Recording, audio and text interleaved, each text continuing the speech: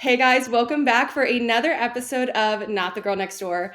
I'm your host, Meg Reynolds, and today's dating guest is it's definitely on par, but it's different because you guys know I love to hate on the dating apps. And yet, today's guest used to work for freaking Hinge of all places. Her name's Ilana Dunn, host of the Seeing Other People podcast, and also fellow Syracuse alum we discovered. So go Orange. But Ilana, welcome to Not the Girl Next Door. Thank you for having me. And listen, I'm down to hate on dating apps with you. I think they are a blessing and a curse. I did meet my husband on Hinge 2 months after I lost my job there. But I'm all for hating on them. I'm also for shining on a light on the good parts if you use them properly, which most Period. people don't. Yeah, no, most people don't. One of my things for this year, I was like, I'm going to stay off Hinge. I'm going to stay off the dating apps. Like, I want to meet somebody in the wild. Like, that was my thing. I said that to my therapist. She was dying laughing when I referred to it as in the wild. But literally what it feels like. Trying to date in the wild is just impossible. And here we are in April. I've gone on one date this year. And Okay. it was fine. But like, I got back on Hinge and I'm already like, why did I do this to myself? And so we're just going to start the episode hot of where do you think people are going wrong on dating apps? Well, I hold on. I actually want to know what were you doing to meet people in the wild and why was it not working? I mean, here's the thing. I've met so many, like, there's been a lot of new Sims characters in my life lately, like a lot of new friends, and it's great. And like for me, I was like, okay, I really want to meet somebody organically in the wild, as I call it. And so I was like, okay, what my thought process is what values and like what activities do I want that person to hold? So then I'm going to go do those things. Like, prime example, I want somebody who's going to work out with me, right? So I've joined a couple new fitness clubs, like outside of going to my gym in Nashville, because I don't want to date a guy from my gym in Nashville. It's like very influencer, bodybuilder. Also, like that's my happy place. I don't want to ruin it. That Um, is key. That is huge. You like can you can go to other gyms or other classes to meet people, but keep your gym as your safe space for sure. Precisely. So like I've met some wonderful people at like walking club. I just started joining this like High Rocks. I don't know if you know what High Rocks is. I do. Yeah, I'm so I impressed. just Damn. I did. Oh, it's hard. Like I did my first class with that club. Yeah. And I was like, I don't know how I'm going to meet somebody here because I look like I just got dumped water on. Granted, the first workout was also literally we're running outside in the rain. I can't run for shit. I'm not a great runner. I'm a strength girly, so running not my forte. Um, we'll give it a couple more times. Maybe I will meet somebody. But so that I've also been, exploring my faith again, and I don't want someone who is crazy religious and being in the South, that means a lot of different things to a lot of different people. But going to church again, maybe I'll meet someone my age there, or like, I'm very obviously we're both in the creative space. I have my own business, so joining different communities of like-minded business owners who are also ambitious, because that's really important to me. I don't want to feel like I'm trying to motivate you, like I'm not your mom. Like the amount of guys I felt like I'm having to mother them, I'm just like, dude, where's the ambition? Like, don't ask me what I bring to the table. What do you like? I know what I bring to the table. The table's already set and full and like ready for dinner. Like my Where life, is your mom? if you want to join me for dinner and contribute something, great. But my table is set. Like we're good there. So I hate. So I'm trying, but I think a lot of my other friends are fed up too. No, I get it, and it's tough. And the reason why I wanted to ask what you are doing, and I applaud you for putting yourself out there, trying new things, going to new places, putting yourself in new situations. Because a lot of people say they want to meet someone in the wild, but then they don't do anything. They go about their daily life, and they're Mhm. not actually giving themselves the opportunity. The biggest thing I would say is if you're going to go to a new workout class, if you're going to go to your walk club, wherever you're going, if you're going to go sit at a bar by yourself or go to a singles event, you have to make a goal. Like you say, I cannot leave until I strike up a conversation with three new people.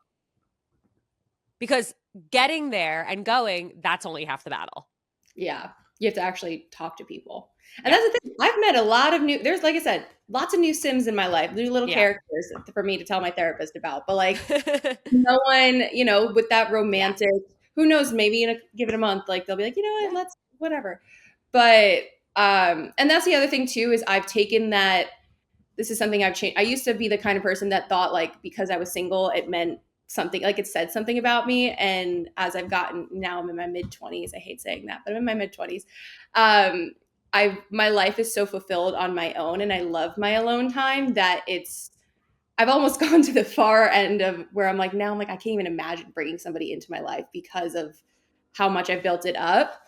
But all that to say, when I go to new places, like I try not to go in with the intention of I have to meet a guy, right? Because I feel like that energy of I have to meet a guy, I have to get a guy's number, like people can feel that, and they can feel when you're not truly then interested in the conversation. Like I just go and I'm like, I want to meet new people, whether it's a friendship or could go on a date. 100%.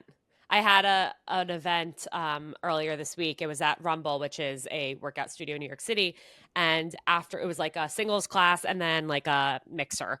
And Mhm. afterwards, a lot of people were like talking, and like I saw like girls exchanging numbers with girls and guys exchanging numbers with guys. And I'm like, that makes me so happy. And like that is half the reason to go to one of these events, to make a friend, to go to other events with, to make a friend if maybe you're the only single person in the friend group and you don't have other friends to like go out with. And I also literally said to one of them, like, this is more likely to last than if you were exchanging numbers with someone you thought was cute. So you succeeded tonight. Yeah. No, and friendships are so important. And I obviously, you being a married woman, I want to hear your thoughts on friendships while you're in a relationship, because I think that's a very common conversation, especially among women when they're dating. Like there's that stereotype of like, oh, the girl who gets a boyfriend and drops all of her friends, right? And I I've done that in the past. I think we've all made that mistake. We get so wrapped up, and it's usually the relationships that are not healthy that you become codependent in. And so I just kind of want your thoughts on like how to balance relationship and friendship. And also, what are your thoughts on too, like if your friends don't like your boyfriend? Because that's also, I'm someone where I'm like, I feel like I can't date somebody if my friends and family don't like the person I'm dating, because it's like, what are they seeing that I'm not? But I want to hear, because I know you've had some hot takes on this subject. So, like, yes to all of the above. I definitely was the girl who would get a boyfriend, or even not even a boyfriend. I would be in a situationship and I would just start to revolve my entire world around them because I wanted them to pick me, choose me, love me. I wanted them to, want to include me in everything. So I would focus on their world, their hobbies, their friends instead of my own. And the problem with that is, first of all, like it's inevitably not going to work out because you're leaving behind all of the things that make you you, which is what most likely attracted this person to you in the first place. The world you've built for yourself, your friendships, your interests, your values, you're dropping all of that.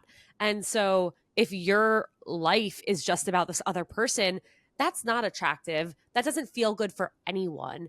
And so that's problem number one. And problem number two is when it doesn't work out because of that, you feel like you are at rock fucking bottom. I don't know if I can curse on here, but Oh, rock please. bottom, I I curse figured. away. I figured rock bottom because you're left with nothing, because you have to also rebuild your friendships. You have to also rediscover your hobbies. It's when you're in a routine of like going to Pilates or going to a run club or going to whatever thing that you like to do, it's easy to go.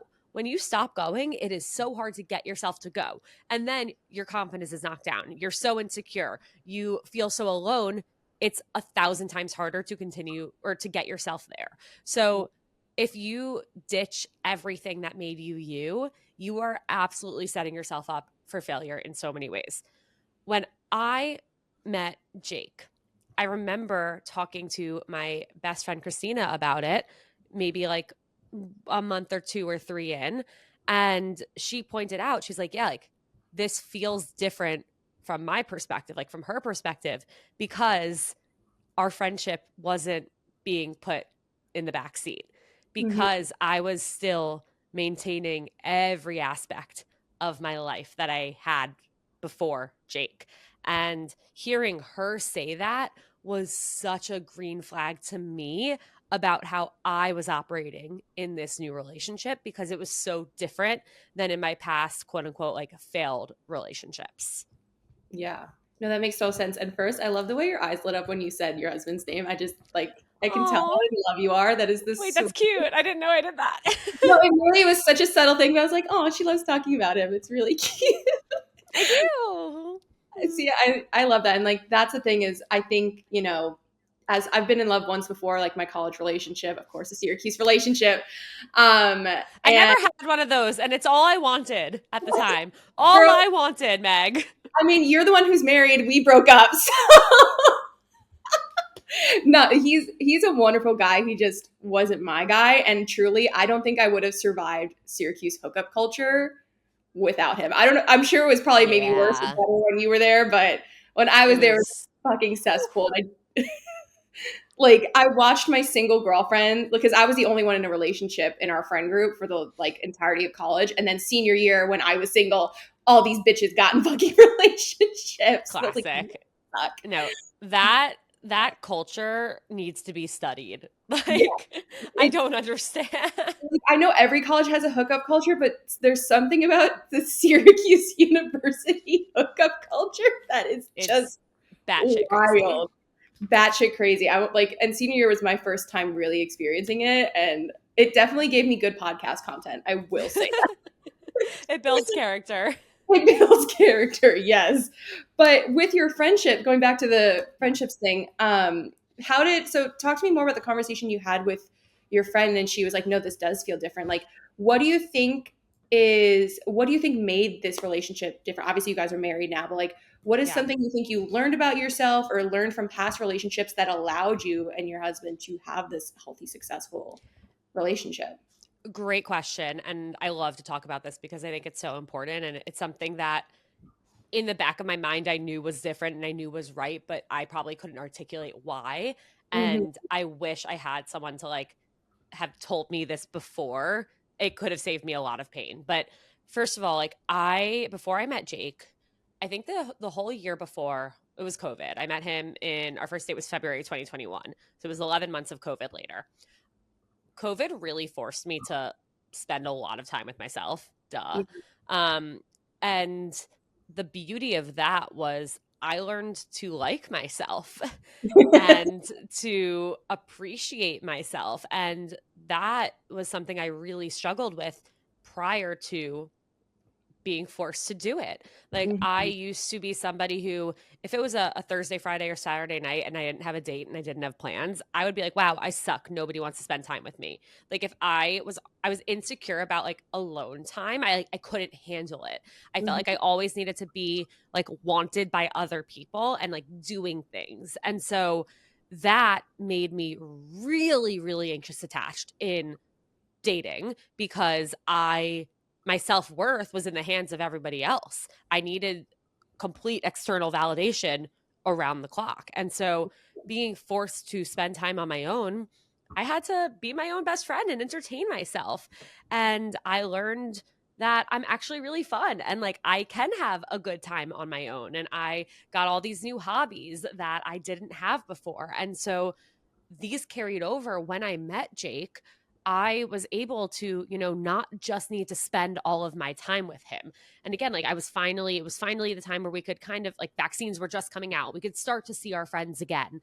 And I was making the most of that. And so it was partially due to like me really liking my alone time and feeling independent and not needing to latch on to everything about his life. It was me also, missing my friends and wanting to spend time with them and see them. And mine and Jake's communication, like from the start, was just unlike anything I had experienced before, where like our first date was fine. I was used to going on these like 8 hour long magical first dates where I would come home and be like, I met my husband. I'm in love. I will die if I don't hear from this person. And my We've all first date with my first date with Jake was like, first of all, COVID, outdoor dining, 20 degrees, February. So the setting was not the best, but it was a fine date. I left being like, okay, like he was cuter than I thought he would be. And, we had some things to talk about. Like if I don't hear from him again, like that's fine. I'd like to, but like if I don't, that's okay. And he texted me right after that he had a great time and would love to see me again. And so immediately I had the reassurance and I didn't have the opportunity to feel anxious. And Mhm. after our second date, I was going away for 2 weeks. And he texted me and said, I know you're leaving. I'd love to talk while you're gone and see you when you're back. And that was so refreshing because, again, it didn't allow me the chance to spiral. And Mhm. so as I started to, develop feelings for him, the whole time we were letting each other know exactly how we felt and exactly where we stood. So there was no room for playing games or having to make assumptions or guess or wait to text the other person because they took an hour in between. So then you're going to take 2 hours. Like it was just very natural. And that allowed me to feel very myself. Mhm. No, that makes total sense. And I think every girl has had that marathon date where they're like, oh my God, we've spent all this time together. I know him so well.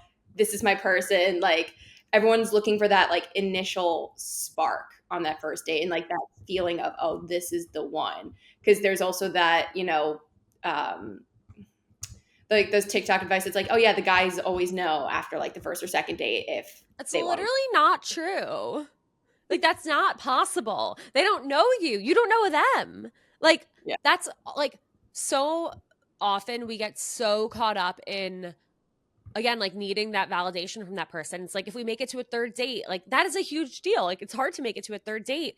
But if that person decides to call it off after the third date, that doesn't mean you suck. That doesn't mean there's something wrong with you. That doesn't mean you're not worthy of love. Like it has to, so many pieces, like a million pieces have to fall into place for you and this other person to end up in a relationship.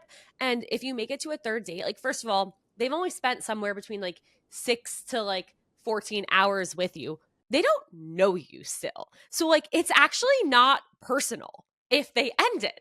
It's not. It's just not. But we take it so to heart as like, wow, I suck. I'm going to be alone forever. Yeah, no, and I here's the thing, I've been there. Like literally this was me 3 years ago, almost 4 years ago when I got out of my last relationship and started the podcast. Like I and here's the thing, in that relationship, I was also just like the toxic was toxicing. The math it was bad.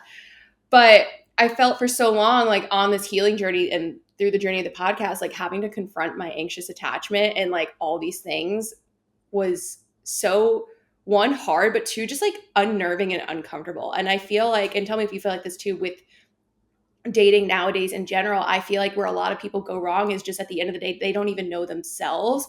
So how can they like get to know and show somebody else who they are if they don't even know themselves and like can't sit with themselves?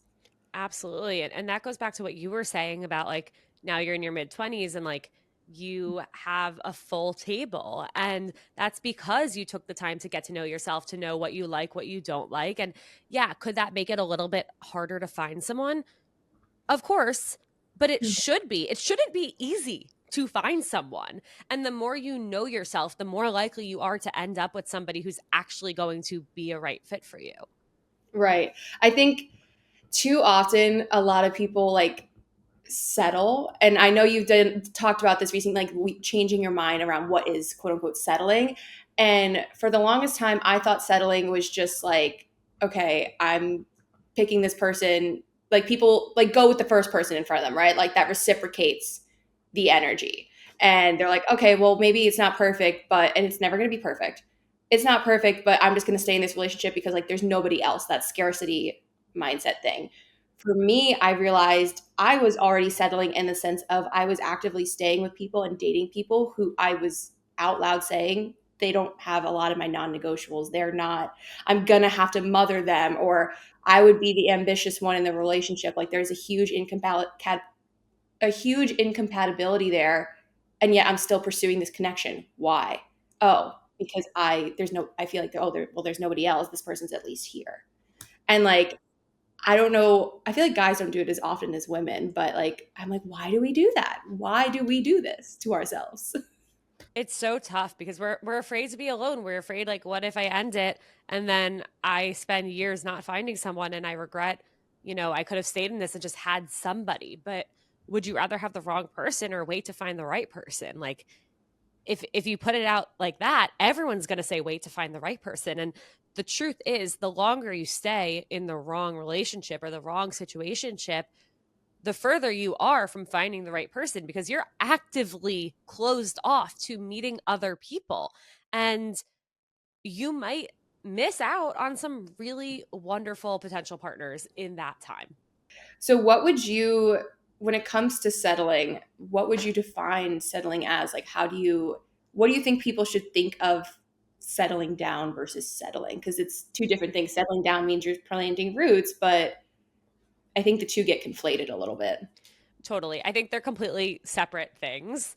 Like you could be in a long-term partnership where you plan on starting your life with this person, and you might never, the two of you might have this mindset of we're never going to settle down, like we're going to travel and we're going to do this and that and go on adventures, and like settling down is irrelevant to the settling conversation.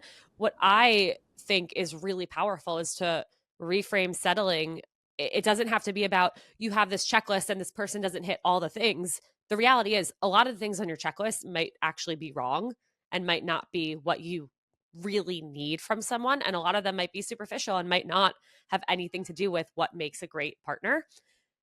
We should think about settling as, am I settling for, or am I accepting less than I deserve in terms of how this person treats me? You know, that's what settling should be about. Not, are they 2 inches shorter, or, they don't make six figures. Like that doesn't have an impact on how great they're going to treat you. Are they treating you less than you deserve? If yes, then you are settling. Yeah. Period. Period. And so I feel like this is where a lot of people go wrong in dating is they conflate wants versus needs in a relationship. How do you think someone can determine what is a valid need versus what is just I would want this? Aside from, the physical height, he's muscular, he has tattoos. Like we all know looks aren't you have to be attracted to somebody, but looks are more of a want. That is a really great question. And I feel like there's a million different tangents I could go on. I think at the end of the day, you have to really like look inwards and say like, do I need these things from this person, or can I give these things to myself? Can I, like, for example, a lot of people believe that their partner has to be their everything, their best friend, their travel person, their person to have deep conversations with, their person to work out with. Like some people love fitness and they refuse to be with somebody who's not passionate about fitness. The perfect person for them might hate fitness. And that might make you think like, oh, well, if that person doesn't do fitness, like I'm not in. But fitness is your thing. And fitness, there, you have your own fitness community, and maybe you have friends that you do fitness with. And your person doesn't need to be your everything. So when you're thinking about, the things you want in a partner, and what traits and qualities and hobbies they quote unquote must have, I really think everybody needs to challenge themselves on why. Like, why do you think this person must have those things? Like, I love to read, I love to run, I love to puzzle, I love to color. Those are four things that Jake has no interest in doing. And that's fine because I get to do those things on my own. I get to do those things with friends. I get to create my own separate community around those things. And at the end of the day, I can still come home and be excited to tell Jake about it. Same thing. He's obsessed with the Jets. He loves to play basketball. He loves to, I don't know, he watches all the sports and plays Xbox and does guy things. And I don't have any interest in that. And you know what? It's great when it's a Tuesday night and he's watching a game and I'm sitting here puzzling with headphones on and Gilmore Girls. And we're in the same room and we're both having a great time. And there's nothing wrong with that. But if he had said, I'm only going to be with a girl who loves sports and is going to watch every game with me, and I had said, like, I'm only going to be with somebody who runs and puzzles, we wouldn't be together. Yeah. Yeah. That's also I'm a Giants fan, so it's a bad Awkward. day. It's a bad year to be a New York fan either way. It always is. Always is. But it's so important too because, and I love that you put it that way because I think people think they need to have every single hobby in common with their partner. And I understand like you want things that you have in common to do together, but it doesn't need to be every little Yeah. hobby that you have. Also, we change over time. I had a realization this past November as Thanksgiving was coming around where I swore when I was single, I would have swiped left on anyone who said anything along the lines of they run a 5K with their family on Thanksgiving Day. No, absolutely not for me. I don't want to be in your family. I have no interest in that. Like, we are not going to get along. Fast forward, now I'm begging Jake to run a 5K with me every day. Like, that's the thing. It's like we change and we grow, and our hobbies, our interests, our passions shift. And so it's, we're doing ourselves a disservice by having these really specific arbitrary deal breakers. Yeah. So is that where you think a lot of people, one of the ways you think people go wrong on dating apps is they like look for those specific check things? Like elaborate more too on where else you think people may go wrong. Yes, definitely. I know this was your first question and we went big around to get there. I think, yeah, I think people are so quick to judge someone based off their profile, and that makes sense, you know, like there are seemingly endless options and we're given a certain amount of information and we have to decide, like, do I want to explore this potentially or am I not interested? And so I think the biggest problem with dating apps comes down to people's profiles. And a lot of us don't actually take the time to put ourselves, our personalities, our values into our profiles. We try and sound witty, we try and sound cute, we try and put the best pictures of us. We might be showing no personality in all of that. I do a lot of dating app profile revamps, I call them, where, you know, listeners, followers will book time with me and we'll go through their profile. And what you really want your profile to do is attract the right people and deter the wrong people. You don't want your profile to attract everyone. And so one of the questions I always ask people is like, what what excites you about somebody? Like, think about the last 5, 10 dates you've been on, even if they were over the course of a few years or a few months, like it doesn't matter. What excited you about somebody? And what I often find, like a lot of people answer with, like, I want someone who's passionate about something. I don't care what that thing is, but I want to know what they're passionate about because I'm a really passionate person. And so there's nothing in their profile currently that would, you know, tell me that. And so it's about shifting your profile to really draw in the right types of people by asking certain questions, sharing what you're passionate about, and then literally saying, like, what's something that you're passionate about, so that they then have the opportunity to provide that information. The other biggest thing, and this is a hill I will die on, women, when it comes to dating app profiles, everybody listening, your profile is not your Instagram feed. Stop trying to look cool and aesthetic and hot. I don't care about like your cute bathing suit, crop top, whatever trendy moment. That's not what's going to be attractive to a guy. They want to see you having fun. They want to see you with your people. They want to see you, you know, laughing and like genuinely laughing, not like, let's laugh on three, ha ha ha. Like, no, they want to see personality. You're not trying to make friends. Like our Instagram feed, like, let's be honest, is for other girls to like think that we're cool. That's not what your profile is for. Your profile is to show a dynamic representation of you being weird, being silly, being, you know, carefree, because you want your profile to represent who you are, and you are not just aesthetic. You're not. Nobody is. I think I need to revamp my dating profile. Probably. Most people do. I'm like, I just pulled it up and I'm like, oh yeah, a lot of these. I mean, this is a good silly picture. It's just me on tour, so you can see I'm on Okay. tour and I'm being a goober, and I'm actually, I think I probably was a little tipsy there. It was probably after a show. Perfect. My prompts I'm proud of. My prompts are good, but I think the photos probably need some work. But that's good. See, like you, and do you understand why? Yes, I mean, I'm looking at them. I'm like, yeah, that's from my Instagram. That's from my Instagram. Like, oh yeah, this is really cute. And like, but the thing is, I never thought about it like that. I was like, okay, I think a lot of women, the way they think of it is, okay, where are the photos that I look the most attractive in? 100%. And like, what I need to use those photos. I've always done though. So funny thing about me is obviously like, you take one look at me. I'm a curvier girl. I have a figure, whatever.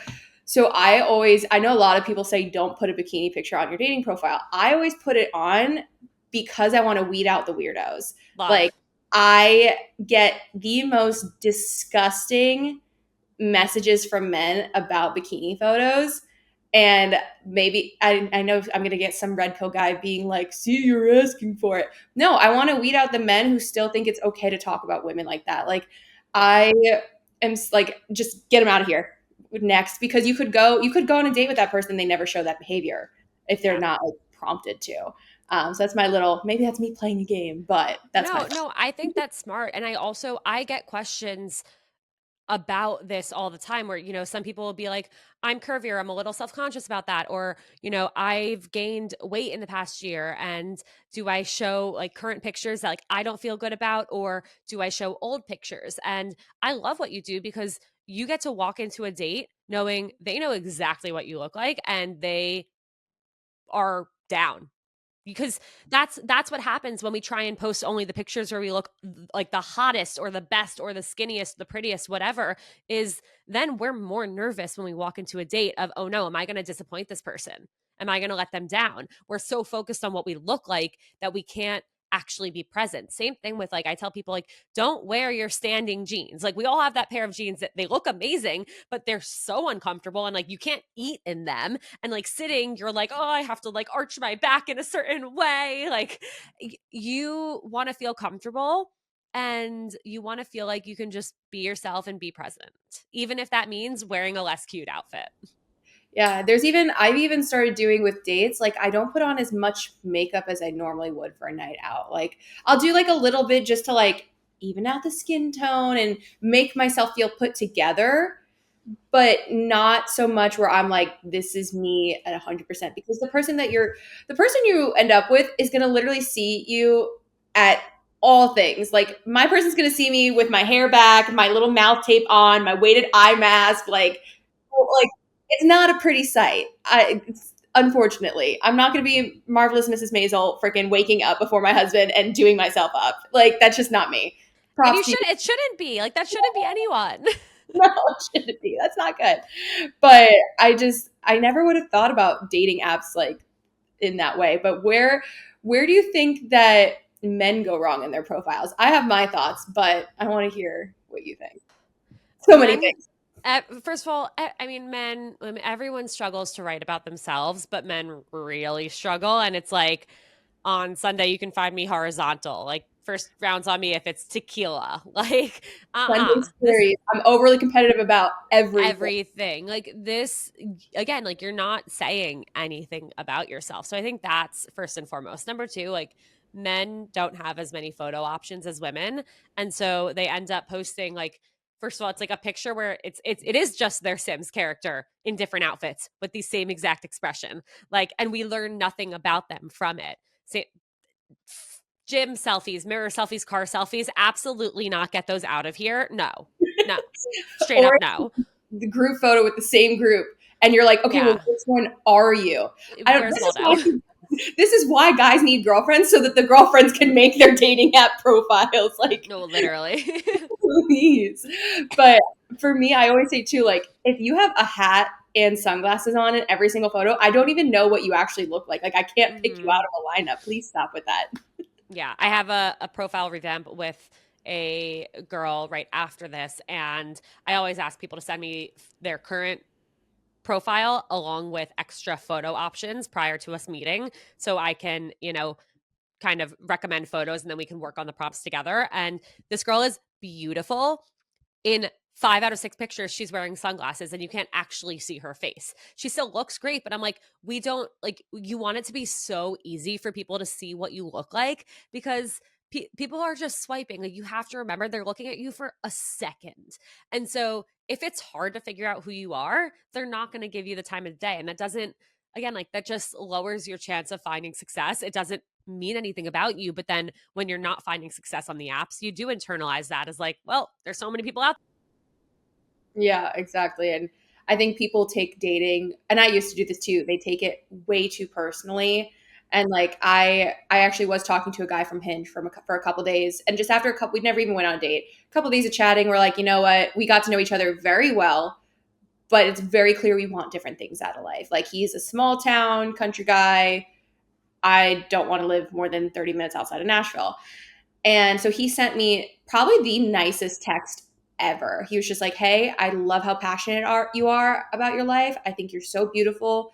I so hope your person's out there. I just don't think it's me. And I was like, I completely agree. Your girl's out there. She is not me. Like, best of luck to you. And I think that was the most, and it just reassured me though that there are still guys out there who date intentionally and like want that person for themselves. And he was 24. I was like very shocked and like amazed at the maturity at which he said that, because normally I don't date younger either. Um, Well, I love that you pointed that out though, because I have to push people on this often. There could be somebody, like, let's say you're 26 and your age range is 25 to 28. There could be a 24-year-old that's more mature than any 29-year-old you'd ever meet. I've learned that. I've learned that. Like, I think the lowest I would go is 24 just for career wise too, because I'm someone who I went from corporate America to having my own business just like you. And that happened I'm 10 months into it now. And so for me, I think it would be really hard to date somebody who is just figuring out their career, doesn't still know what they want to do with their life. But you could be a 29-year-old. I've seen 29-year-old men, they still have no clue who they are and they don't know what they want to do with their lives. Like, age doesn't necessarily determine that. So I lowered it to 24. I think the max I would go is like 34. I think that's Oh, my that's a 10-year great gap. range. That's a That's great range. a Thank great you. range. I'm proud of you for that. My Hinge is Ilana approved. Fantastic. Well. We're not there yet. But I think my prompts are pretty good. I will give myself, I think they say a lot about me. let's I hear think. them. Okay. Oh God, I'm reading my Hinge. If you're on Nashville Hinge. So the first one I have is dating me is like accidentally falling asleep to a podcast, waking up and thinking, wait, is she still talking? So, Okay. so I yap, but also they could ask, what's my favorite podcast? Oh, I have a podcast. Boom, conversation started. The next one is, this one could probably use some work. It's never have I ever gotten matching tattoos on a first date. And one of my best friends did do that. So I thought that could be a funny story. And then the last thing is, the one thing you should know about me is I should not be left unsupervised in a bookstore. Give me your thoughts. They're creative. However, No. all no, but all we really learn is like the talking / podcast thing. Like, you talk a lot and you like books. Like, that's really all we learn. And so, like, let me give you an example. Like, my prompt, that is the reason that Jake and I are married.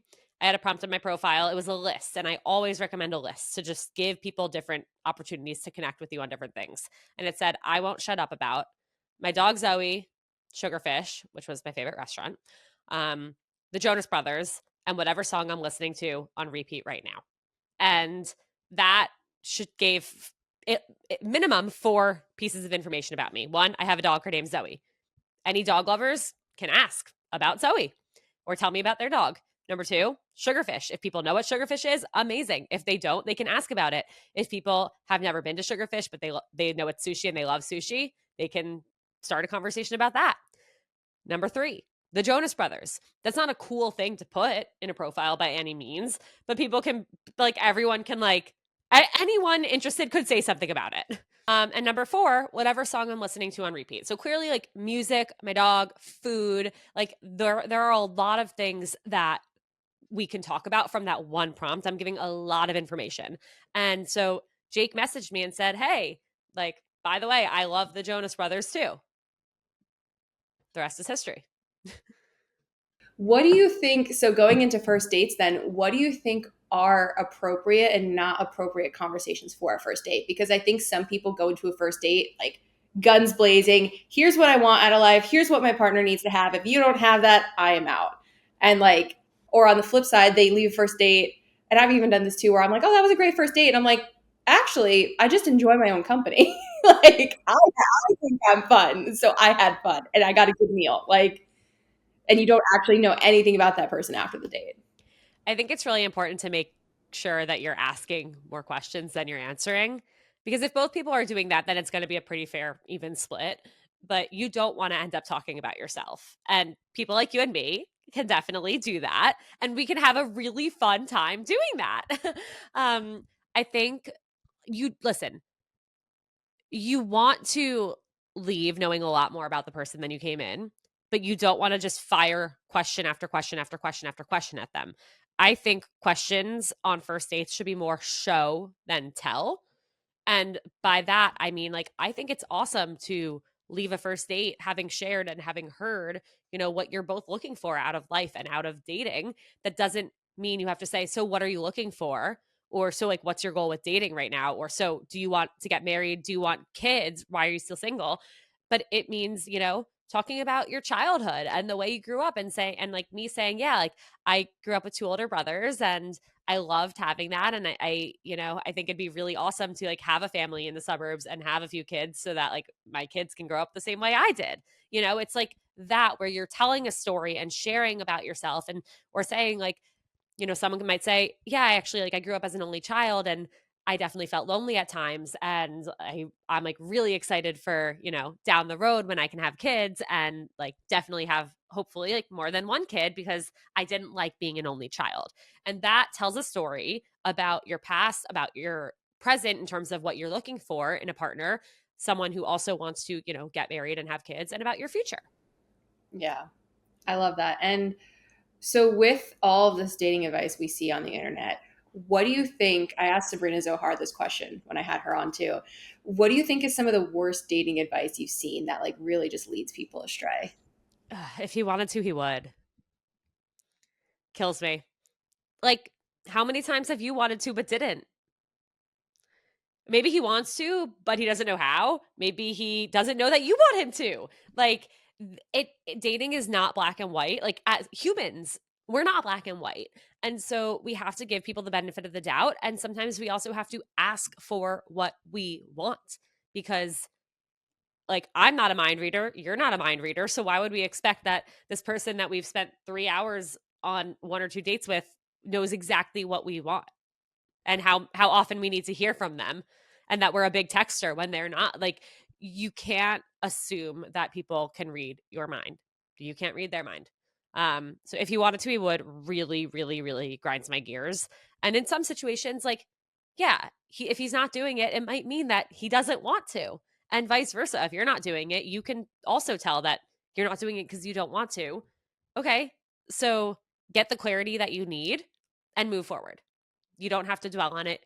I think another one, ugh, it's so hard. There's so much noise out there. I think in general, it's like, take what works for you. Um, I think anything out there about like the women, the woman should not text first or double text, and you know, oh my God, get out of here with all of that. Like, do what you want. Like, be yourself. I think the best texting advice is, if you have something to say it. If you want to text them, text them. Of course, social cues. If you've texted them 5 times and they haven't responded, like, don't keep texting them. But I think that's really big. Like, you should feel like you can talk to them. And I think it's also really smart to, instead of trying to craft the perfect text, like, just text someone the way you would text a friend. Because at the end of the day, if this person ends up being your partner, they're your friend first. Right. Like they're going to see your personality for you. Like my therapist actually gave me some really great dating advice because so why I went to my therapist was literally after my last relationship and just dealing with I realized I was repeating a lot of toxic patterns and I was like, okay, what is unhealed about me that I keep going for the same type of guy that is just not right for me? And so recently she was like, I think it really takes 90 days to know if you're compatible with somebody. Cause she was like, after that 3 month period, that's when the mask kind of comes off and people show their true colors. So she even said to me, she was like, for you, somebody with anxious attachment, she was like, I would recommend that you are seeing somebody consistently for 90 days before you even consider getting into a relationship with them because you'll truly know this person. You'll know their intentions by then. And I was like, huh, that is smart advice. And it had nothing to do with, it's not like how often I texted him. It has nothing to do with if I slept with him too soon, like those cliche things. And I think those bits of advice, oftentimes for anxious attachers like us, fuels the anxiety, if Yeah. anything. Because they make you second guess. They make you question every single thing that you're doing, every single thing that they're doing. I also love that like 3 month, 90-day thing because that gives you enough time to really suss out how you feel. Like, are you Hmm. constantly on edge and unsure of where you stand and afraid to speak your mind? Or do you feel like you can be your complete self with that person Yeah. and feel really safe with them? And when my therapist said that too, like, you know how you see on social media, like, um, people will be like, I'm in a great situationship, up 3 months hits. And it's like usually at the 3 month mark where situationships or you're seeing somebody falls off. And I've had that happen to me multiple times too. And for the longest time, I was frustrated about it.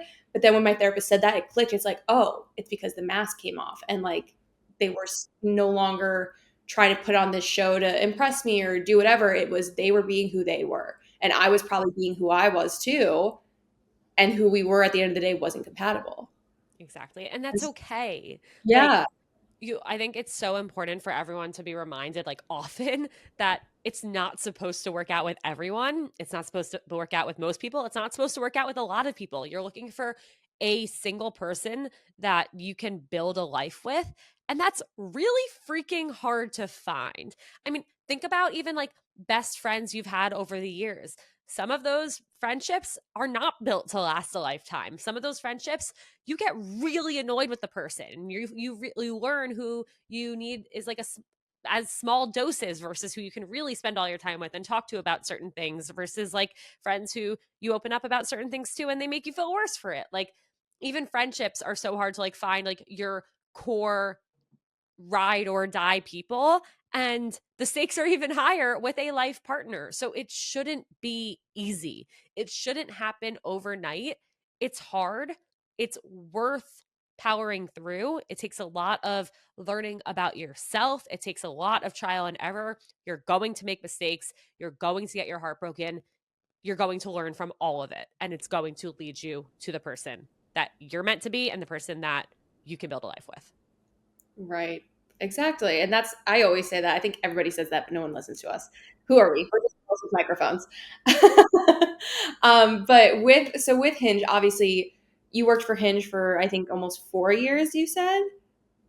2 years. It's been 4 years since you were with Hinge. Got it. So almost 2 years. And obviously, Hinge as an app itself has changed vastly since the COVID days to now. And we've seen the impact it's had on dating and dating culture. What are your thoughts on that? Because I think people have obviously very strong feelings about dating apps. Like, do you think dating apps are the sole reason for this like doom and gloom appearance around dating? I don't think they're the sole reason. I think COVID has a lot to do with it too, because, for so long Mhm. we were forced to only interact virtually. And so once we were no longer, stuck in that world, we just so craved like human connection and meeting people in real life. So I don't think it's just dating apps. I do think there was a shift where, dating apps were new and fun and it was an experience, and then they had to shift to monetizing, and now there are a lot of paywalls, and you feel like, well, the best people, like, I have to pay to access them, and that's frustrating. And where are they putting me in the algorithm, and what does that say about who I am? And we start to just overthink and spiral about it.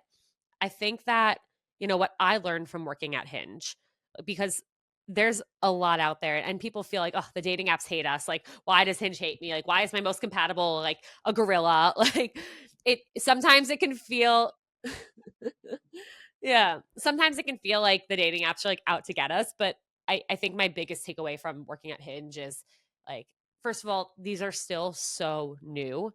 And second of all, like, these apps are filled with people who are in the business of helping people find love. And like that is truly what they want at the end of the day. They want people to find love. They want people to have great experiences. And nobody's sitting there being like, how can I screw with Meg and Ilana today and make them feel shitty about themselves? They're like we had weekly all hands meetings where we would read out success stories that were emailed to us, and like we would feel so much pride around them, and we would celebrate like every single like new relationship and engagement and marriage and babies. Like we felt like we were in the business of like creating miracles. It was really special and really cool. And so I do try and, share that whenever I can, because I think it helps bring back some hope and positivity to dating apps.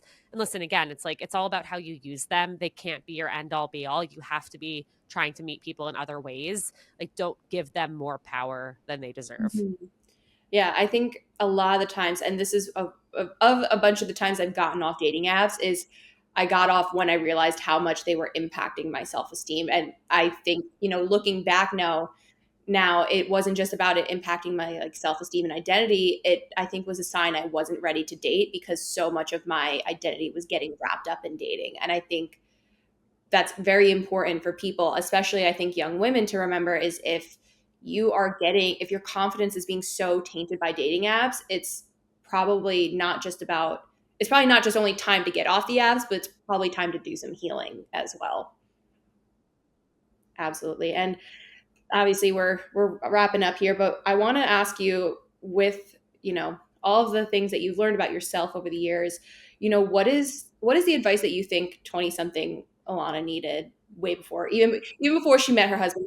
What is something you think that you needed that you want young women to share? And how do you think the person you trying to think how to word this, like, and how do you think the work you did on yourself allowed you to meet your current husband, your husband, not your current husband, your Good reframe there. It's not that deep. Like, it's not. We don't have to take everything so personally. Like, I took every rejection as, wow, like, I'm not deserving of this person's love. And like, in hindsight, they weren't deserving of mine. Like, there was no reason for me to give like so much weight and credit to these random people who didn't know me. I hardly knew them. There were so many things about them that I wouldn't have wanted in a partner, and I didn't even take the chance to look at that because I just took the rejection so personally. And at the end of the day, like, when we reject somebody, whether it's, we decide in a conversation that we don't want to go on a date with them, or we go on a date with them and decide that we're not interested, we are never thinking, oh, they suck, they're going to be alone forever, they're not worthy of love. We're just thinking it's not a fit. And I made myself feel so down all the time by internalizing these things that weren't being put out there. And so I do want to just remind people, it's not that deep, and we don't have to give more meaning to situations than they deserve. And sometimes it's just not a fit, and that's okay. Dating should be fun. And if it's not fun, maybe you need a break. Maybe you need to date differently, but it should be fun. It's a really cool once in a lifetime. And I say that knowing it might take 2 years, it might take 20 years to find your person, but like, it's a really cool experience just getting to meet people and see who you connect with. And you should enjoy it. Yeah, absolutely. And so for people who aren't familiar with you and your podcast, where can they find you on all the Yeah. socials, all the platforms, so that they can go listen to you as well? Well, first of all, thank you so much for having me. This Of absolutely flew course. by. I know we I can talk forever. I know. We'll get you on Seeing Other People so we can do this again. So everybody Yes, stay please. tuned. I would love that. Um, you can find me Seeing Other People wherever you listen to podcasts, or on Instagram at Seeing Other People, or Ilana Dunn. Same but TikTok. And yeah, if you want to find me, I can be found. She can be found, and you absolutely should find her. And thank you so much again for doing this. I've loved your work for so long, so this has Thank been such a you. You are treat. crushing it. Honored to Thank be here. Yay! And that's all for this episode of Not the Girl Next Door. Please give Ilana a follow and check out her podcast as well. She's so amazing. And if you're not already following the podcast on Instagram, we're at Not the Girl Next Door podcast. You can also find us on YouTube, TikTok, all the good things. Leave us a 5-star review wherever you're listening. And Do I will, it. yeah, buddy. And I will see you guys next week for another episode. Bye for now. Yay! Yay.